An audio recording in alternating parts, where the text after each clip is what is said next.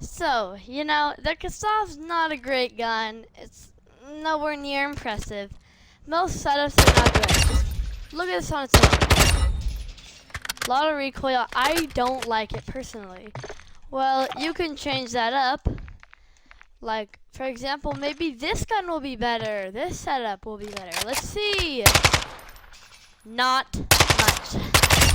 It's terrible. See, if anything, this one's worse. You gotta figure out some way to make this gun better. It's hard to do it, but I have found out a pretty simple way to make the gun better. So, it's hard to make meta guns if you don't know the general idea. First of all, you think, do I want optic? And if you do, based on the gun, you gotta know the gun very well. Because based on the gun, an optic could be a downfall for you, or it could very well benefit you. Also think, what do I want? Do I want a balance of damage, range, fire rate, accuracy, recoil control, mobility, handling? Which one do I want the most of? For example, I wanted recoil control and damage the most. Range and accuracy, I didn't care about as much, but I don't care at all about mobility and handling. Maybe you do, that's okay. But I figured out some way to make this good. So let me just show you the setup for the gun and then show you in the firing range. So it's demo X2 grip, tuned for recoil steadiness and sprint to fire speed. 545 overpressured P ammunition, tuned for damage range and recoil steadiness. The reason why I'll go over why I tuned it for this at the end. The Merc 4 grip underbarrel, tuned for hip recoil control and the ADS speed. The Gauge 9 mono muzzles, tuned for aim down sight speed and aiming idle stability. And the KSTV 17 barrel, tuned for recoil steadiness and damage range. So the reason why I did all of this is because the first one, the demo X2 grip, the reason why I did recoil steadiness because I watched a video a long time ago that told me that recoil smoothness does not help you in any way for decreasing recoil. It doesn't help you. Someone actually tested it out. I made sure, I checked it, and I recommend you go with the recoil steadiness. And I thought back and forth for the other one, sprint to fire speed or aiming idle stability, and I prefer sprint to fire speed. Maybe you prefer the other one, and that's okay, but I prefer to do that, and it benefited me.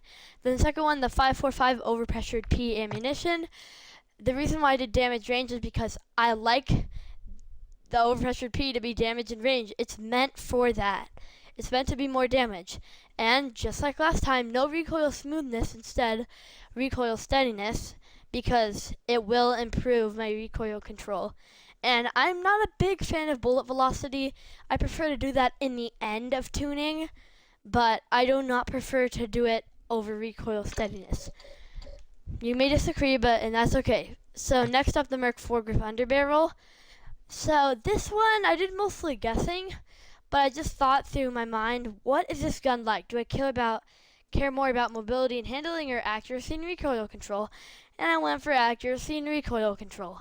So I recommend hipfire accuracy will not help you or benefit you in any way. Well, it might subtly benefit you, but not much. And then the ADS speed, it will benefit you a lot more. And for the other one, the hip walking speed, I'm really not a fan of. I've never cared for it ever since the beginning of me playing this game.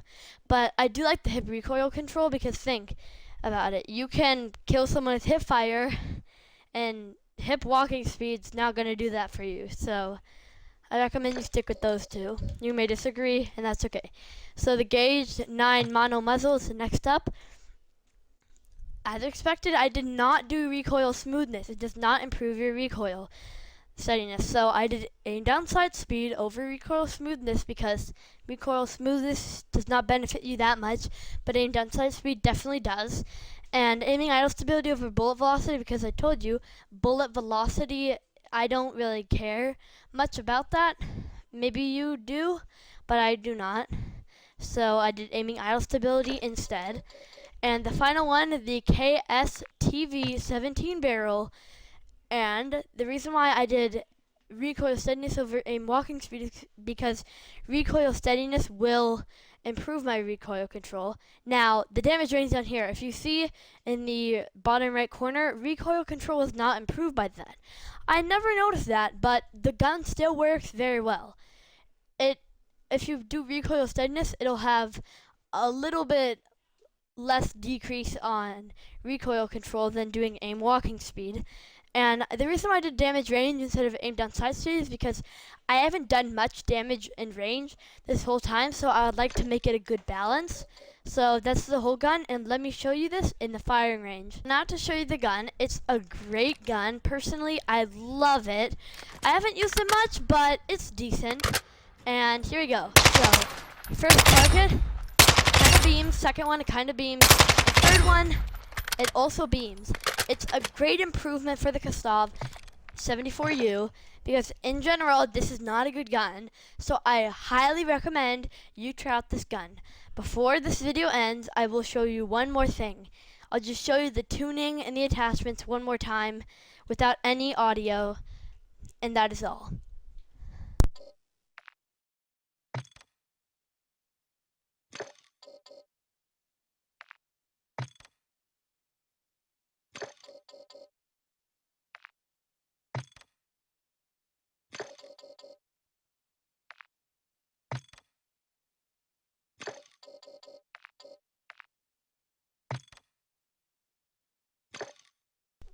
Thanks for coming to this video. You may leave now. I hope this new meta gun helped you learn more about how to make a meta gun and learn about this meta gun.